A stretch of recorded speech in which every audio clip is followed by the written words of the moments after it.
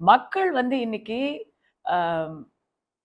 எல்லாத்த விட அதிகமா மிகப்பெரிய ஒரு தேர்தல் நேர கோரிக்கையா ஆட்சி மாற்றம் வரணும் அப்படின்னு நினைக்கிறாங்க. ஸோ ஆட்சி மாற்றத்துக்கு தேவையான தேர்தல் வியூகங்களை அமைத்துத்தான் தீரணும். அதிமுக, பாமக, தேமுதிக, புதிய தமிழகம் போன்ற கட்சிகள் எல்லாமே, பாஜக, அமமுக எல்லாருமே ஒருங்கிணைச்சு வரணும். இன்னும் நான் சொல்றது, அந்த கூட்டணியில அவுட் சைட் சப்போர்ட்டாவது கொடுத்து நாம் தமிழரும் தமிழக வெற்றி கழகமும் கூட ஒரு வியூகத்தில் பங்கு பெற வேண்டும் அப்படின்னு நான் சொல்றேன். ஸோ இது காலத்தின் கட்டாயம். மக்களின் ஒரு நீண்ட நாள் கோரிக்கைய அதிமுகவும் பாஜகவும் நிறைவேற்றிருக்கிறாங்க. இபிஎஸ் அவர்கள் வந்து சரியாக முதல்லயே வந்து எந்த மாதிரி குழப்பமும் கடைசி நேரத்துல வரக்கூடாதுங்கிற அந்த ஒரு பொறுப்புணர்வோட முதல்லயே கரெக்டா பேசிட்டாருன்னு தான் நான் நினைக்கிறேன். ஏன்னா தமிழ்நாட்டை பொறுத்த வரைக்கும் இது என்டிஏ கூட்டணி கூட கிடையாது, அதிமுக தலைமையிலான கூட்டணி. பாஜக அதில் ஒரு அங்கம். இத வந்து மத்தியில் இந்த வியூகங்களை அமைப்பவர்கள் சரியாக புரிந்து கொள்ள வேண்டும். தமிழ்நாடு மத்திய பிரதேசமோ மகாராஷ்டிரமோ இல்லை. தமிழ்நாடு வந்து ரொம்ப வித்தியாசமான ஒரு கர்நாடகா கூட கிடையாது. இது தமிழ்நாடு, இது வேற. இங்க வந்து இரட்டை இலைக்கு கீழ் மற்ற கட்சிகள் ஒத்துழைப்பு கொடுப்பது தான் சரியா வரும். அதை தான் இபிஎஸ் அவர்கள் கரெக்டா சொல்லியிருக்காரு. இப்ப சொல்றது பெஸ்ட். அப்புறமா நீங்க அப்படி நினைச்சோமே அப்படின்னு எந்த குழப்பமும் யாருக்கும் வரக்கூடாது. இன்னொன்னு, அதிமுக தான் திமுகவுக்கான நேர் எதிர் கட்சி. அந்த ஒரு முகத்தை வச்சுதான் மற்றவர்கள் போட்டி போடணும். அப்பதான் சரியா வரும்.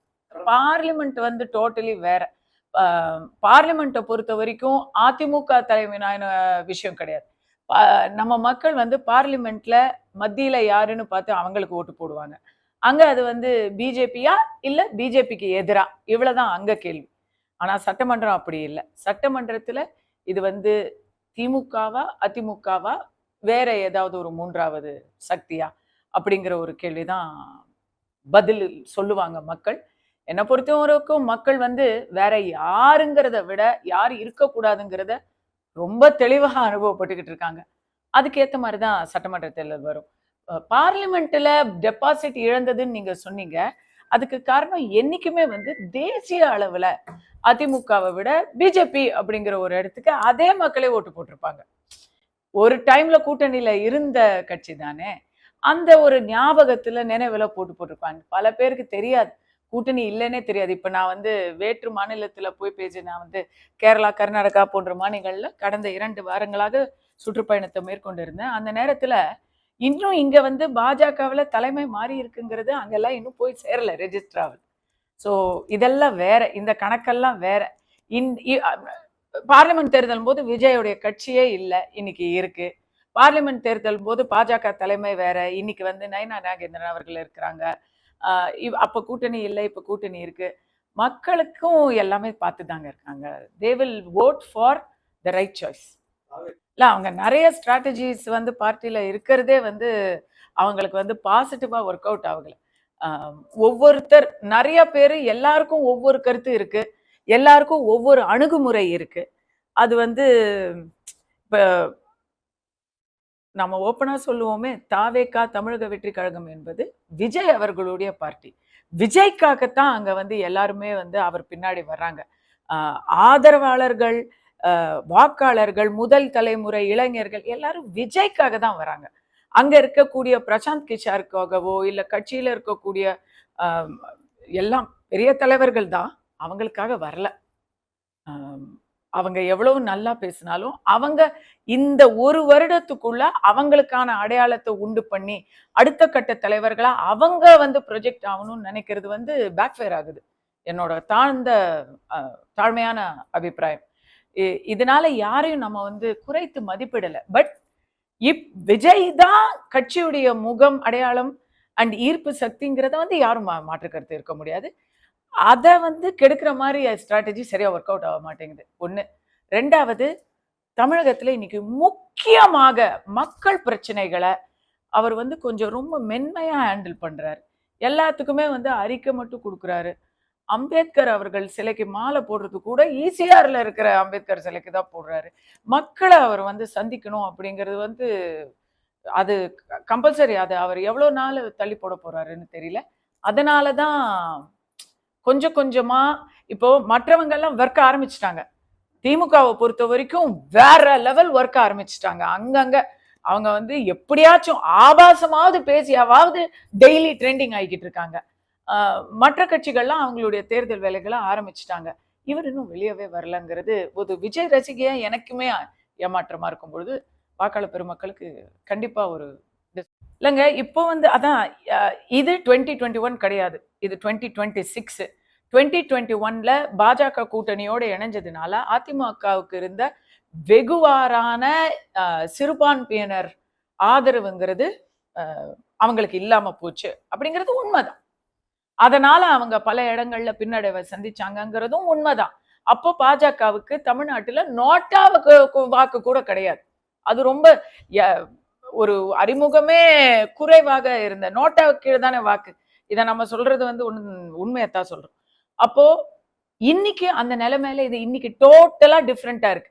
நம்பர் 1, பாஜக 12ல இருந்து 18% வரைக்கும் வாக்கு வாங்கி நிரூபிச்ச ஒரு கட்சியா இருக்கிறாங்க. நாம் தமிழர் கட்சி 8% மேல வாங்கி படிப்படியாக அவங்க வளர்றாங்க. அந்த வளர்ச்சி அவங்களுக்கு இன்னும் கண்டினியூ தான் ஆக போகுது. அவங்க ஒரு முக்கியமான ஒரு சக்தியா மாறி இருக்கிறாங்க. தாவேக்காங்கிற கட்சியே இன்னைக்கு புதுசா லிஸ்ட்லயே இல்லை, அது வந்திருக்கு. ஸோ அது வாக்க வந்து எப்படி வந்து மாற்ற போகுது அப்படிங்கிறத நம்ம பார்க்க வேண்டியிருக்கு.